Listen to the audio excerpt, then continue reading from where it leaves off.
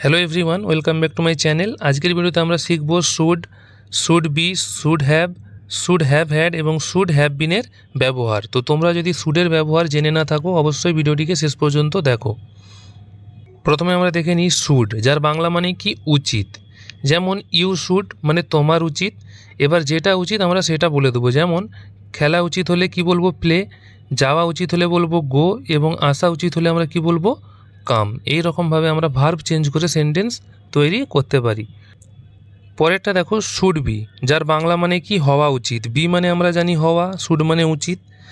যেমন you should B মানে তোমার হওয়া উচিত। এবার যেটা হওয়া উচিত সেটা বলে দেবো। যেমন আমরা যদি বলতে চাই যে সৎ হওয়া উচিত তাহলে বলবো অনেস্ট। যদি বলি দয়ালু হওয়া উচিত তাহলে কি বলবো কাইন্ড।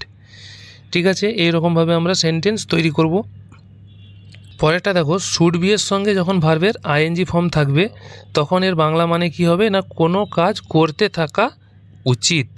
যেমন তোমাদের সত্য কথা বলতে থাকা উচিত, you should be speaking the truth. আমাদের বাবা মাকে শ্রদ্ধা করতে থাকা উচিত, we should be respecting our parents. এবার দেখব শুড বি এর সঙ্গে ভার্বের থার্ড ফর্মের ব্যবহার। আমরা জানি মডেল ভার্বের সঙ্গে বি প্লাস ভার্বের থার্ড ফর্ম থাকা মানে সেটি প্যাসিভ। আর প্যাসিভ মানে কি সাবজেক্ট কাজ করবে না, সাবজেক্টের ওপর কাজ করা হবে। যার বাংলা মানে কি না কাউকে বা কোনো জিনিসকে কিছু করা উচিত। যেমন হি শুড বি পানিশড মানে তাকে শাস্তি দেওয়া উচিত। গার্লস শুড বি এডুকেটেড মেয়েদেরকে শিক্ষিত করা উচিত। ট্রিজ শুড বি প্ল্যান্টেড মানে গাছ লাগানো উচিত। প্রত্যেকটি ক্ষেত্রে দেখো সাবজেক্টের ওপর কাজ করা হয়েছে। যেমন এখানে সাবজেক্ট ছিল হি কিন্তু কাউকে শাস্তি দেবে না, বরং হিকেই শাস্তি দেওয়া হবে। আশা করি তোমরা বুঝতে পারছো। পরেরটা দেখো শুড হ্যাভ, যার বাংলা মানে কি থাকা উচিত। যেমন ইউ শুড হ্যাভ তোমার থাকা উচিত। কি থাকা উচিত? এ ল্যাপটপ, যদি আমরা ল্যাপটপ বলতে চাই। যদি বলি একটি কার থাকা উচিত তাহলে বলবো এ কার। আবার যদি বলি একটি বাইক থাকা উচিত তাহলে বলবো এ বাইক। এই রকমভাবে আমরা সেন্টেন্স তৈরি করতে পারি। এবার আমরা দেখব পরের ইউজটা শুডের। পরেরটা দেখো should have had plus noun মানে যার বাংলা মানে হবে কি থাকা উচিত ছিল। যেমন you should have had money মানে তোমার কাছে টাকা থাকা উচিত ছিল। She should have had a scooty মানে তার কাছে একটি স্কুটি থাকা উচিত ছিল। এরকমভাবে থাকা উচিত ছিল অর্থে আমরা should have had plus noun ব্যবহার করে থাকি। পরেরটা দেখো শুড হ্যাভের সঙ্গে যদি ভার্বের থার্ড ফর্ম থাকে, ঠিক আছে, তার বাংলা মানে কি হবে কোনো কাজ করা উচিত ছিল মানে পাস্টে চলে যাবে। ঠিক আছে, যেমন তোমার সেখানে যাওয়া উচিত ছিল, you should have gone there.